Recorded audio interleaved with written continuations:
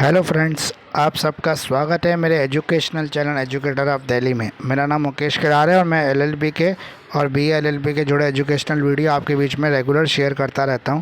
तो उसी सीरीज़ में आज एक इम्पॉर्टेंट टॉपिक जो मेरे मन में आया कि आपके साथ डिस्कस करना बहुत ज़रूरी है, क्योंकि आपको भी ये सब चीज़ें जानना ज़रूरी है, क्योंकि आप भी बीएलएलबी और एलएलबी का प्रोफेशनल कोर्स कर रहे हैं। उसके बाद आप भी सपना देखते होंगे कि आप एडवोकेट बनेंगे, लेकिन एडवोकेट बनने के बाद, वकील बनने के बाद आप प्रैक्टिस करेंगे तो कैसे करेंगे और क्या करेंगे, ये सब सवालों का जानने के लिए मैं एक वीडियो स्पेशल आपके बीच में आज लेके आया हूँ। ज़रा इस वीडियो को देखते हैं ध्यान से। तो जैसे आपको पता है कि मेरा चैनल जो है वो एजुकेटर ऑफ दिल्ली है। आप मुझे यूट्यूब पर देख पा रहे हैं। मेरा नाम मुकेश किरार है। बीएलएलबी और एलएलबी वाले बच्चों के लिए बहुत इंपॉर्टेंट आज का वीडियो होने जा रहा है ये।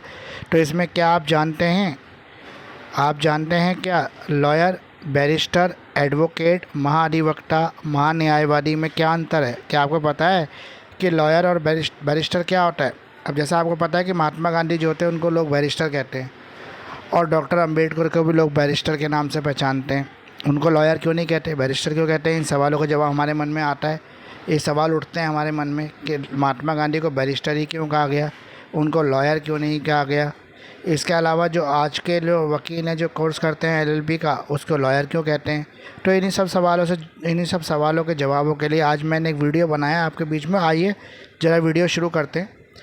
ये सब नाम सुने हैं आपने कभी सुने हैं इन नामों को? जानते हो इन्हें? नहीं, हम बताते हैं। तो आज हम ये नाम सुन लेते हैं। जैसे लॉयर है, बैरिस्टर है, एडवोकेट है, सीनियर एडवोकेट है, एडवोकेट ऑन रिकॉर्ड है, एडवोकेट जनरल है जिसे महाधिवक्ता कहते हैं, अटॉर्नी जनरल है जिसे महान्यायवादी भी कहते हैं, सॉलिसिटर जनरल है, पब्लिक प्रोसिक्यूटर है, गवर्नमेंट प्लीडर है। तो ये सब है क्या? ये कौन लोग हैं? ये तो एक ही प्रोफेशन से जुड़े हुए लोग लग रहे हैं। लेकिन क्या मैं लॉयर बन सकता हूँ? क्या मैं बैरिस्टर बनूँगा?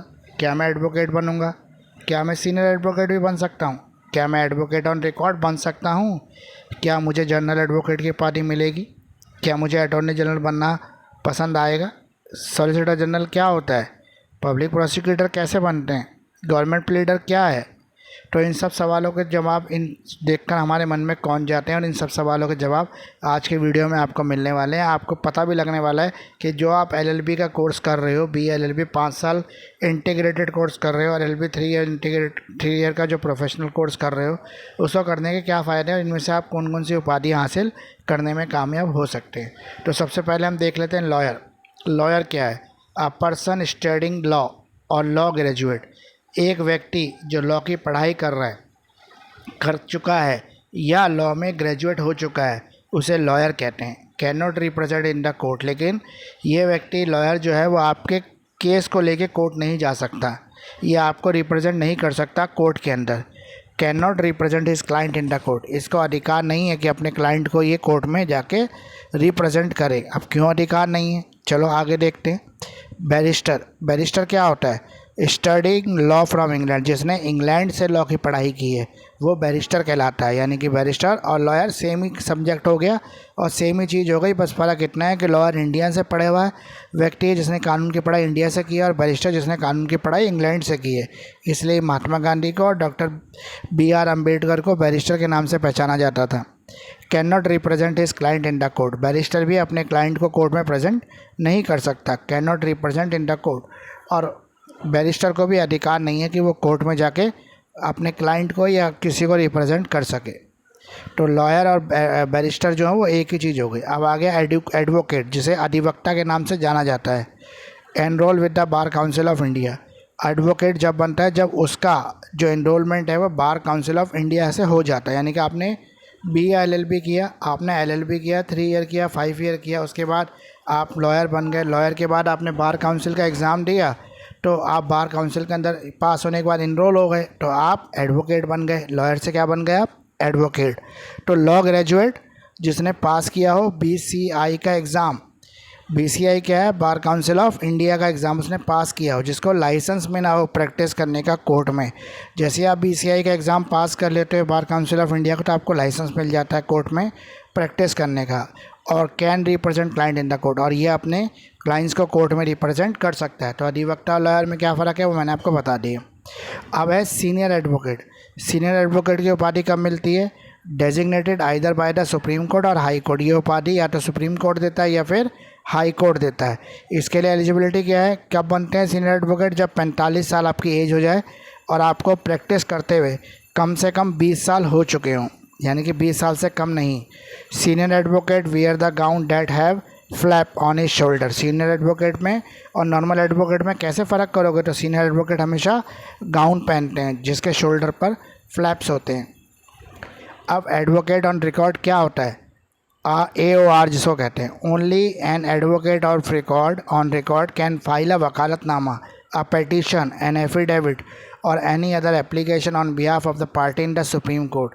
यानी कि सुप्रीम कोर्ट में हर वकील को जाने का, हर एडवोकेट को जाने का अधिकार नहीं है, सिर्फ एडवोकेट ऑन रिकॉर्ड ही जा सकता है। अब एडवोकेट ऑन रिकॉर्ड इसलिए जा सकता है क्योंकि सुप्रीम कोर्ट में अगर हर कोई वकील जाने लगेगा तो सुप्रीम कोर्ट का जो नियम है वो रह ही नहीं जाएगा, उसकी इम्पोर्टेंस ख़त्म हो जाएगी। इसलिए कुछ विशेष पढ़े लिखे लोगों को ही सिर्फ सुप्रीम कोर्ट में जाके बोलने का अधिकार दिया गया है। और वो कौन लोग होते हैं, वो होते हैं advocate on record. Advocate on record के पास ये राइट होता है कि वो सुप्रीम कोर्ट में जाके फाइल कर सके केस को। Anyone draft a case, anyone can argue, मतलब केस फाइल करेगा सिर्फ एडवोकेट ऑन रिकॉर्ड ही, लेकिन ये ज़रूरी नहीं है कि केस को ड्राफ्ट भी वही करेगा। ड्राफ्ट कोई भी एडवोकेट कर सकता है। और ये भी ज़रूरी नहीं है कि जो सुप्रीम कोर्ट में आर्ग्यूमेंट चलेगा तो वो आर्ग्यूमेंट जो है वो एडवोकेट ऑन रिकॉर्ड करेगा। वो भी कोई भी एडवोकेट जिसके पास बार काउंसिल ऑफ इंडिया का लाइसेंस हो वो आर्ग्यूमेंट कर सकते हैं। एलिजिबिलिटी क्या है एडवोकेट ऑन रिकॉर्ड बनने के लिए, should have pass the supreme court advocate on record exam. उसको सुप्रीम कोर्ट का advocate on record on record का एग्ज़ाम पास करना पड़ेगा। मस्ट है 5 ईयर एक्सपीरियंस, उसको 5 साल का एक्सपीरियंस होना चाहिए। 5 साल कैसे, 4+1 के शेप में। 4 क्या है, 1 क्या है, 4 year of practice and 1 year of the training with an advocate on record. 4 साल तो उसने प्रैक्टिस की हो सुप्रीम कोर्ट या किसी भी कोर्ट में, और 1 साल उसने एडवोकेट ऑन रिकॉर्ड के साथ काम किया हो सुप्रीम कोर्ट की हियरिंग्स में, सुप्रीम कोर्ट के प्रोसीजर में, ताकि उसका अच्छी तरह पता हो सुप्रीम कोर्ट की प्रोसीडिंग किस तरह होती है। अब आ गया एडवोकेट जनरल। एडवोकेट जनरल मतलब महाधिवक्ता, अपॉइंटेड बाय द गवर्नर। इसको कौन अपॉइंट करता है, इसको गवर्नर अपॉइंट करता है। ये किसको रिप्रेजेंट करता है, ये स्टेट गवर्नमेंट को रिप्रेजेंट करता है।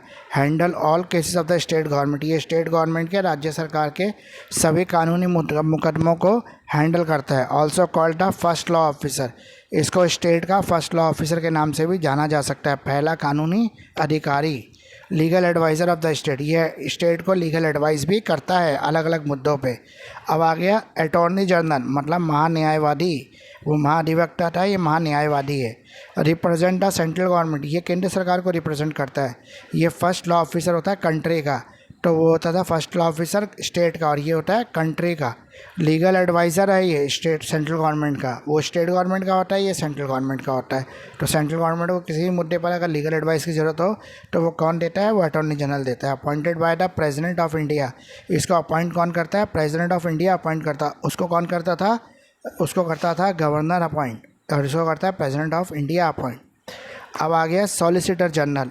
सॉलिसिटर जनरल क्या होता है, सेकंड लॉ ऑफिसर होता है ये कंट्री का, और ये असिस्टेंट होता है, किसका असिस्टेंट होता है, अटॉर्नी जनरल ऑफ इंडिया का, तो इसे कहते हैं सॉलिसिटर जनरल। अब आ गया रिप्रेजेंट ऑफ द स्टेट। अब कुछ केसेस ऐसे होते हैं जो कोर्ट में चलते हैं, लेकिन उसमें एक पार्टी को स्टेट बोला जाता है और एक पार्टी, जैसे Ramlal versus state of Bihar, जैसे Kishan Lal versus state of Delhi, जैसे Mukesh Kumar versus state of state of Jharkhand.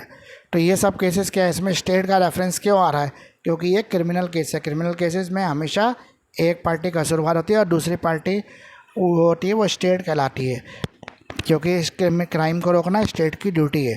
तो ऐसे लोग जो स्टेट की तरफ से उस केस को लड़ते हैं, जिनको कहते हैं पब्लिक प्रोसिक्यूटर, सरकारी वकील, ये स्टेट की तरफ से केस लड़ते हैं और सामने वाले को फांसी दिलाने की कोशिश या सजा दिलाने की कोशिश करते हैं। जैसे निर्भया केस हुआ था, तो निर्भया केस में क्या नाम था उसका, Mukesh Kumar and another versus state of NCT Delhi. तो एनसीटी ऑफ दिल्ली का केस था ये, इसमें पब्लिक प्रोसिक्यूटर अपॉइंट किया गया था, इसीलिए इसका ये नाम था। अब आ गया सिविल केसेस। अगर सिविल केसेस ऐसे हैं जिसमें गवर्नमेंट डिपार्टमेंट या स्टेट गवर्नमेंट या सेंट्रल गवर्नमेंट पार्ट ले रही है, तो इसको कहते हैं, इसकी तरफ से जो वकील जाता है उसको कहते हैं गवर्नमेंट प्लेडर। ये गवर्नमेंट प्लेडर होता है। तो इस तरह से आपने सारी वकीलों की उपाधियाँ और पोस्टें आपने जान ली, और आपको क्लियर भी हो गया होगा काफ़ी कुछ कि किस तरह की पोस्ट होती है और क्या होता है। तो मेरे वीडियो को इस तरह देखते रहिए। आपने लास्ट तक देखा हो तो इसको सब्सक्राइब बिल्कुल कीजिए, क्योंकि आपको ऐसी एजुकेशनल वीडियो और एडवोकेसी से जुड़े हुए वीडियो और ज्ञानवर्धक वीडियो आपको रेगुलर मिलते रहेंगे। तो मेरे चैनल को बिल्कुल सब्सक्राइब करना ना भूलें। जिन्होंने भी पूरा वीडियो देखा अभी तक सब्सक्राइब नहीं किया वो सब्सक्राइब ज़रूर कर लें, वो बेल नोटिफिकेशन को भी दबा दें ताकि आने वाले वीडियो के लेटेस्ट अपडेट आपको इसी तरह से मिलते रहें। तो थैंक्स फ्रेंड्स, आपने इतना समय दिया मेरे चैनल को, मुझे सुना। आपको जो भी परेशानी हो, कुछ भी पूछना हो तो आप कमेंट सेक्शन में लिखकर मुझसे पूछ सकते हैं। मैं कोशिश करता हूँ आपके सभी कमेंट्स का जवाब देने के लिए। तो जिन्होंने भी मेरे चैनल को अभी तक सब्सक्राइब नहीं किया वो सब्सक्राइब ज़रूर कर लें और मेरी मदद करें चैनल को ग्रो करने के लिए। अपने सभी फ्रेंड्स को बोलकर इसे सब्सक्राइब करा दें, अपने सभी फ्रेंड्स के साथ ये वीडियो शेयर कर दें ताकि उनको भी इस सब का बेनिफिट मिल सके। आपके जितने भी व्हाट्सएप ग्रुप हैं पढ़ाई से जुड़े हुए, कॉलेज से जुड़े हुए, ट्यूशन से जुड़े हुए, उन सब व्हाट्सएप ग्रुप में ये वीडियो शेयर कर दें ताकि सभी बच्चों को इसका लाभ मिल